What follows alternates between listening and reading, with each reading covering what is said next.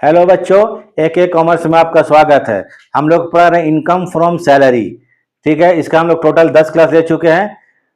आज आपको एक पूरा क्वेश्चन, फुल क्वेश्चन बताएंगे, full length question, different type का।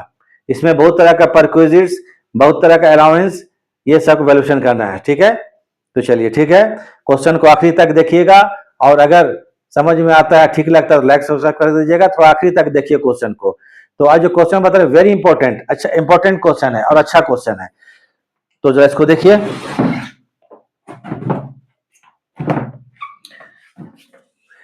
Mister Gupta is working in A transport company. Mister Gupta जो ट्रांसपोर्ट कंपनी में काम कर रहे हैं। Drawings are salary 11,000 per month. Salary कितना मिलता है उसको? 11,000 रुपया पर मंथ मिलता है सैलरी। एक चीज ध्यान दीजिएगा, यहां पर जब सैलरी क्वेश्चन बनाएंगे तो सबसे पहले क्या लिखिएगा? बेसिक सैलरी लिख लीजिएगा। उसके बाद डियरनेस अलाउंस या डियरनेस पे लिख लेंगे। उसके बाद क्या लिख लेंगे? आपको बोनस लिख लेंगे। उसके बाद कमीशन। इन चार आइटम को खोज कर लिख दीजिएगा, आगे पीछे रहता है। ठीक है, उसके बाद लिखेंगे टैक्सेबल अलाउंसेस, फिर टैक्सेबल परक्विजिट्स, फिर टैक्सेबल प्रोविडेंट फंड, और उसके बाद आखिरी में profit in lieu of salary, वेतन के स्थान पर जो लाभ मिलता है। इन चारों चीज को आप जोड़ दीजिएगा टोटल, तो आ जाएगा ग्रॉस सैलरी। तो अरेंज करके लिखेंगे तो क्वेश्चन में मिस्टेक होने का चांस कम रहता है। तो चलिए, 11,000 पर मंथ कौन चीज है? सैलरी है। तो चैप्टर कौन सा पढ़ रहे हैं हम लोग? उस हेड को लिख देते हैं, इनकम फ्रॉम सैलरी। क्या पढ़ रहे हैं? Income from salary. पहले इसको लिख लीजिए। हेड कौन है? इनकम। ये लिख लीजिएगा, statement of taxable income of mister Gupta for the assessment year 2025-26। Question बोलता है टैक्सेबल सैलरी निकालिए मिस्टर गुप्ता का। तो ठीक है, इनकम फ्रॉम सैलरी, इसको लिख लीजिएगा। सबसे पहले ये बेसिक सैलरी 11,000 पर मंथ है। बेसिक सैलरी 11,000 रुपया पर मंथ के हिसाब से 12 महीना का। तो थोड़ा देख ले, कैलकुलेटर सामने है। 11,000 पर मंथ इंटू 12 मंथ का सैलरी कितना आ जाएगा? 1,32,000। ये हो गया इसका बेसिक से 1,32,000, 1,32,000।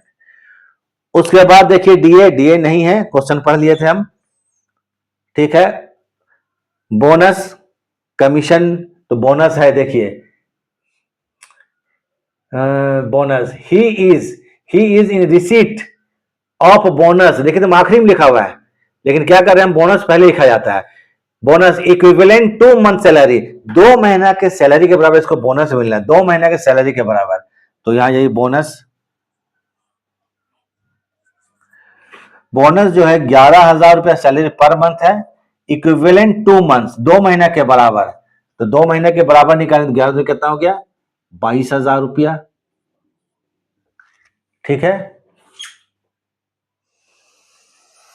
इसके बाद अब आते अलाउंसेस। चलिए, मिस्टर गुप्ता सैलरी लिख लिए। The company has provided him, company इसको प्रोवाइड करता है एक अकोमोडेशन रहने के लिए मकान देता है, फॉर विच 10% ऑफ 10% बोलता है 10% of his salary is deducted. उसमें बोलता है कि उसके सैलरी से 10% डिडक्ट किया जाएगा, काटा जाएगा। मतलब ये जो एम्प्लॉयर है, मालिक है, कंपनी है, उसको रहने के लिए मकान दे रहा है फ्री में, लेकिन उसमें से 10% डिडक्ट करेगा सैलरी से। तो इसको बोलेंगे कंसेशन इन रेंट। ये परक्विजिट है, तो क्या करेंगे? कंसेशन इन रेंट, रेंट में कंसेशन दे रहा है, इसका वैल्यूएशन करना पड़ेगा। तो डिटेल में इसको बताने वाले हैं। थोड़ा अलाउंस है, देख लेते हैं थोड़ा। He is also receiving entertainment allowance 500 per month. ठीक है, इंटरटेनमेंट अलाउंस है 500 पर मंथ। तो लिख लीजिए इंटरटेनमेंट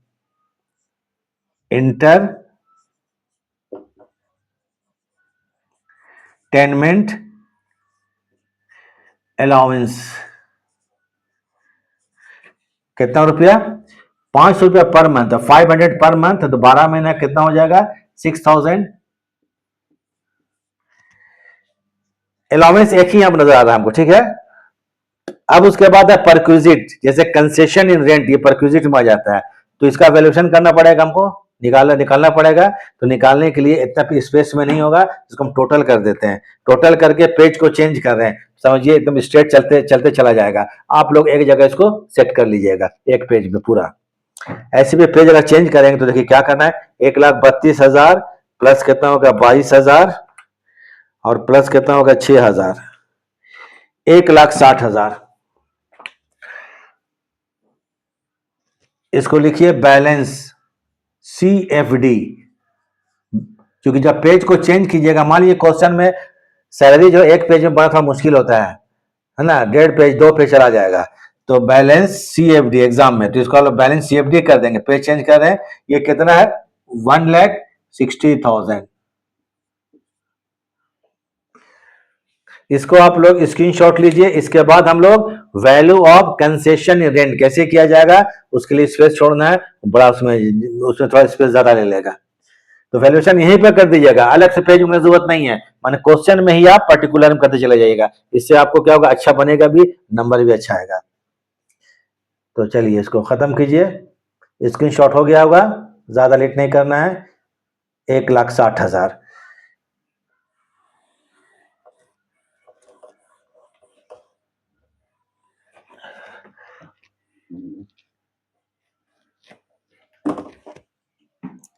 1,60,000 बैलेंस का CFD किए थे, तो यहां लिखेंगे balance BFD, brought forward. Continue कर रहे हैं हम लोग पेज को, बैलेंस BFD कितना, वही 1,60,000 ही होगा, 1,60,000, 1,60,000। अब आते हैं आपको क्या चीज, value of concession in rent. क्योंकि उसको मकान दिया गया है, लेकिन उसमें सैलरी का 10% SSC से काटा जाता है, करदाता से इंप्लॉय से काटा जाता है, सैलरी का डिडक्ट किया जाता है। तो इसको हम लोग बोलेंगे वैल्यू ऑफ, इसको क्या लिखिएगा, value of concession, concession in RENT, concession in rent. Section लिख रही अंडर सेक्शन 17(2) और 2। इसको निकालने के लिए आप लोग याद कीजिए रेंट फ्री हाउस, इसका हम स्पेशली क्लास ले चुके हैं। पहले रेंट फ्री हाउस का वैल्यूएशन करेंगे। रेंट फ्री हाउस का वैल्यूएशन करने के लिए अगर किराए के मकान में, चूंकि किराए के मकान में है, तो इसका रूल है 10% ऑफ सैलरी, सैलरी का 10% या actual rent paid which ever is less, जो दोनों में कम होगा वो रेंट फ्री हाउस का वैल्यूएशन हो जाएगा। तो पहले रेंट फ्री हाउस का वैल्यूएशन करते हैं। तो यहां पर सैलरी इसका तो क्या क्या आता है, देखिए सैलरी मतलब जब हम लोग RFH का वैल्यू करेंगे या कंसेशन इन रेंट का वैल्यूएशन करेंगे, तो सैलरी मींस क्या होगा, देखिए सैलरी के बराबर क्या क्या आता है, ये लिखवा चुके हैं। Salary is equal to basic salary आएगा, डियरनेस पे ऑलवेज आएगा, ऐड कर दीजिएगा। डियरनेस अलाउंस तभी आएगा if paid under the term of employment, सेवा के शर्तों के अनुसार पेमेंट किया जाता लिखा रहेगा, तब डियरनेस अलाउंस शो करेंगे। प्लस आ जाएगा बोनस आ जाएगा, प्लस कमीशन आ जाएगा और प्लस टैक्सेबल अलाउंसेस आ जाएगा। इतना चीज जोड़ेंगे तो RFH के वैल्यूएशन के लिए सैलरी निकल जाएगा। तो बेसिक सैलरी कितना था, 1,32,000, ठीक है। बोनस कितना था, 11 दूनी 22,000, सॉरी 32 बोले, 11 तो कितना था 22,000, देख लीजिएगा। और प्लस कितना 6,000 रुपया का इंटरटेनमेंट अलाउंस था, मतलब 1,60,000 रुपया। 1,60,000 रुपये इसका सैलरी है। कहीं देखिए तो रेंट कितना पेमेंट हो रहा है, ठीक है, मकान दिया गया, accommodation, actual rent paid by the company, company ने एक्चुअल रेंट पेमेंट क्या किया फॉर द एकोमोडेशन, रहने के मकान के लिए 54,000 रुपया per annum, PA per annum. तो रेंट पेड,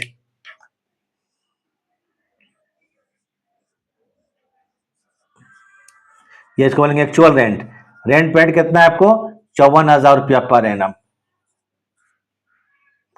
तो अब लिखिए यहां पर 10% ऑफ सैलरी, मन 1,60,000, 1,60,000 का 10% मतलब 16,000, और एक्चुअल रेंट डिटेल में समझा दे रहे हैं। एक्चुअल रेंट कितना है, एक्चुअल रेंट बराबर 54,000, which ever is greater, sorry, which ever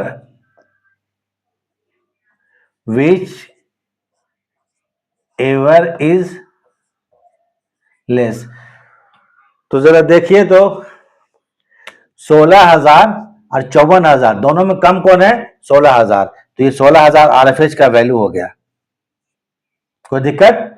ये क्या हो गया? Value of RFH. कोई दिक्कत? रेंट फ्री हाउस, ये वैल्यू ऑफ क्या हो गया? वैल्यू ऑफ, अच्छा मत लिखिए उसको, आप डॉक्टर 16,000 रुपया, इसमें लेस करेंगे डिडक्ट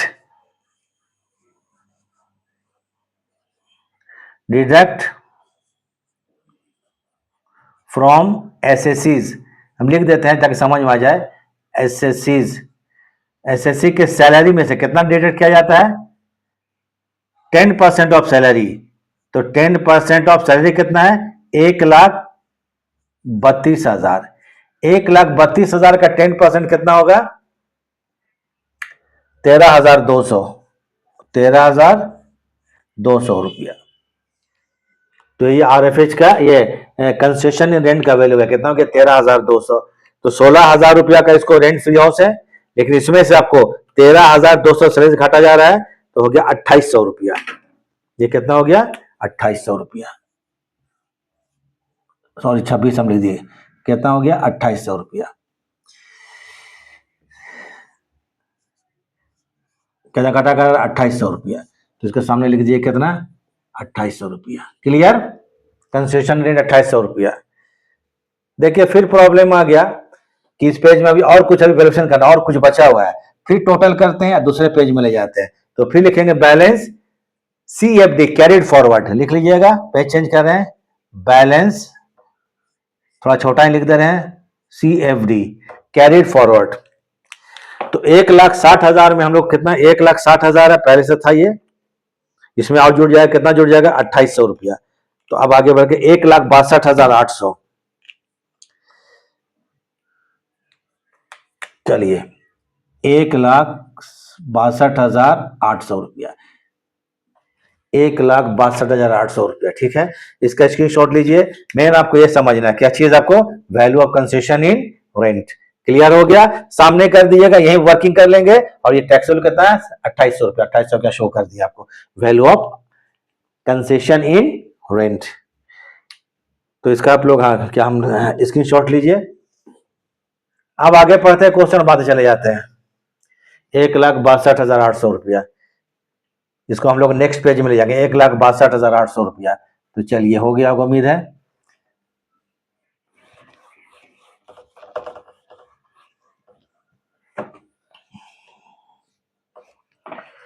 हमको निकालना taxable salary.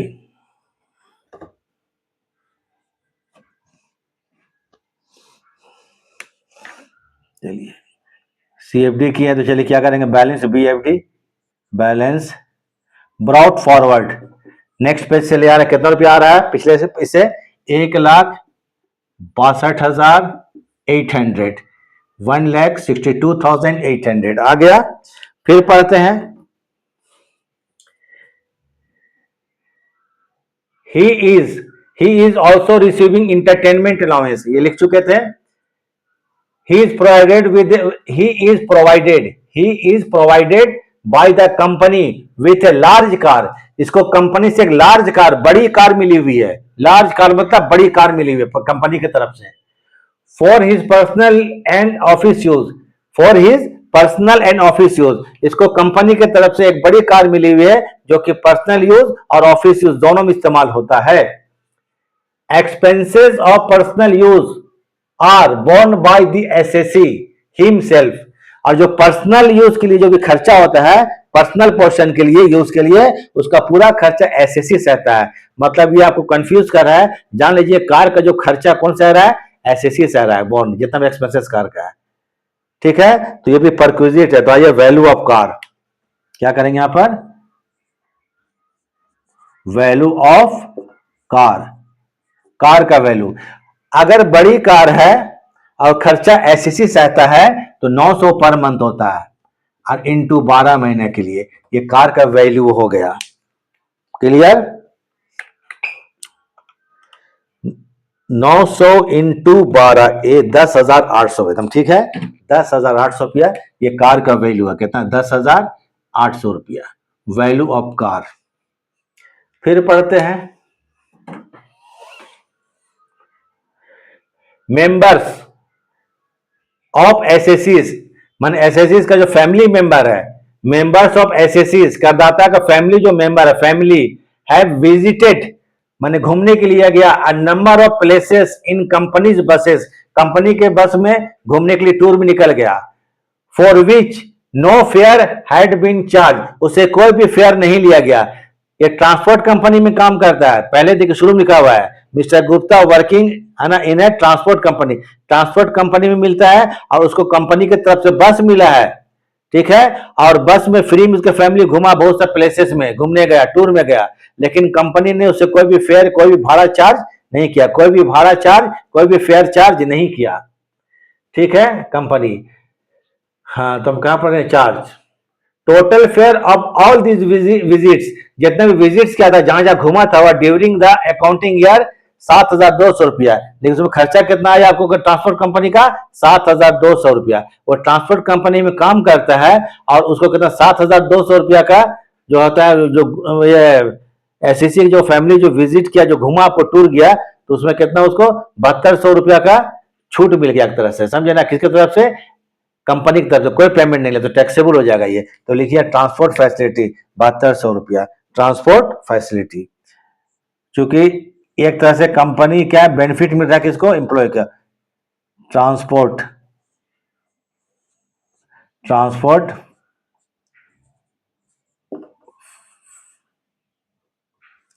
Sorry transport facility. तो ट्रांसफर फैसिलिटी कितना है आपको? 7,200 रुपया, ठीक है। और पढ़ते हैं आप पढ़ना ही नहीं। He is in receipt bonus, bonus को शुरू में लिख चुके थे, तो क्वेश्चन हम लोग को कंप्लीट हो गया, ठीक है। तो थोड़ा कि याद रख लीजिए कि अभी इनकम टैक्स में जो ओल्ड रिजीम और न्यू रिजीम, इसमें बहुत ज्यादा मतभेद है, ओल्ड रिजीम और न्यू रिजीम में। हम अभी क्वेश्चन को ओल्ड रिजीम में बना रहे हैं, माने क्वेश्चन किस रिजीम से बनाएंगे, क्वेश्चन में कुछ नहीं लिखा रहा है ओल्ड रिजीम से या न्यू रिजीम से, याद रखिएगा। तो आप दोनों में, दोनों का आप फॉलो कर सकते हैं। अगर ओल्ड रिजीम से बनाइएगा तो वहां पर लिखना पड़ेगा नोट आखिरी में कि this problem is solve according to old regime, माने पुराने हम नियम के अनुसार बना चुके हैं, ठीक है। तो आपको कोई प्रॉब्लम नहीं होगा। तो ओल्ड रिजीम से क्यों बना रहे हैं? क्योंकि बहुत सारे जो परक्विजिट्स का वैल्यूएशन, बहुत से अलाउंसेस का वैल्यूएशन न्यू रिजीम में खत्म कर दिया गया, फुली टैक्सेबल हो गया है। तो अगर परक्विजिट्स या अलाउंसेस का वैल्यू आप सही नहीं कर पाइएगा और क्वेश्चन में कहीं बोल दिया कि ओल्ड रिजीम से बनाइए क्वेश्चन, तब तो आपको वैल्यूएशन समझ में आएगा ही नहीं। इसलिए हम ओल्ड रिजीम से बना रहे हैं क्योंकि उसमें कुछ वैल्यूएशन ज्यादा ओल्ड रिजीम में और न्यू रिजीम कुछ वैल्यूएशन कम कर दिया गया है, बस खत्म, और कुछ नहीं है। तो आप लिख दीजिएगा क्लियरली एकदम। तो यह क्या ग्रॉस सैलरी कि किस रिजीम से बनाए हैं, तो क्या हो गया आपको? ये ग्रॉस सैलरी। अब क्वेश्चन हम लोग कंप्लीशन की तरफ हो गया। ग्रॉस सैलरी पूरा जोड़ दीजिए, तो कितना है आपको? पहले तो 1,62,800 प्लस कितना 10,800 एंड प्लस कितना 7,200, तो आ गया 1,80,800। टोटल जोड़ लीजिए कितना हो गया? 1,80,800 रुपये का ग्रॉस सैलरी हो गया। ये हो गया ग्रॉस सैलरी। ओल्ड रिजीम में डिडक्शन जो है आपको, इसमें ओल्ड रिजीम में 3 डिडक्शन मिलता है, याद रखिए। पहला स्टैंडर्ड डिडक्शन, दूसरा इंटरटेनमेंट रिटर्न के लिए, तीसरा इंप्लॉयमेंट टैक्स के लिए। लेकिन न्यू रिजीम जहां आएगा उसमें खाली स्टैंडर्ड डिडक्शन मिलता है। ओल्ड रिजीम में स्टैंडर्ड डिडक्शन 50,000 है और न्यू रिजीम में 75,000 है। तो हम चूंकि अकॉर्डिंग टू ओल्ड रिजीम बना रहे हैं तो यहां लिख देते कितना 50,000 रुपया, ठीक है ना। तो लेस करेंगे यहां पर डिडक्शंस,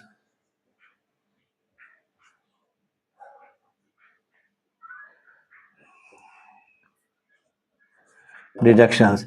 तो पहले आ जाए स्टैंडर्ड, इसमें सिर्फ एक ही डिडक्शन है जो कि हाई क्वेश्चन है, स्टैंडर्ड। Standard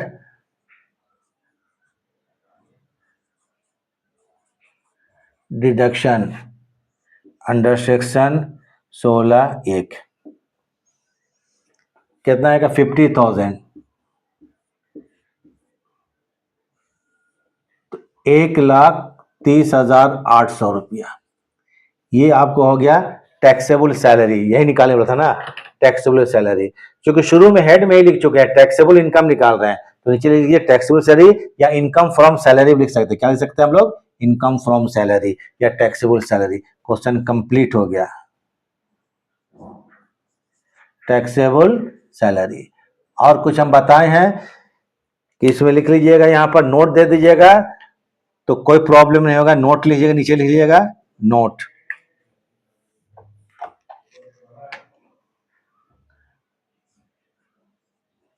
this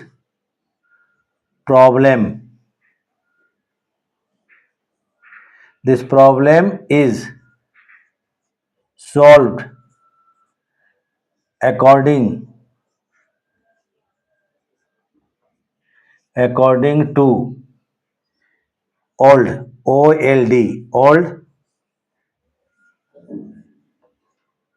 regime। बात इतना ही लिख दीजिएगा, काम खत्म हो जाएगा, कोई प्रॉब्लम नहीं है।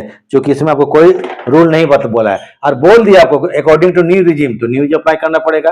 अंतर बता चुके हैं। बोले ओल्ड रिजीम, तो ओल्ड रिजीम का कुछ नहीं बोलता, ओल्ड से बनाइए और सीधा इसको लिख दीजिए, this problem is solve according to old regime.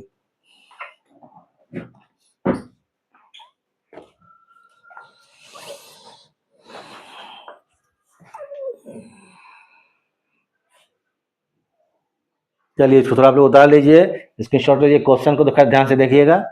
चलिए क्वेश्चन खत्म हो गया, देखने के लिए थैंक्स।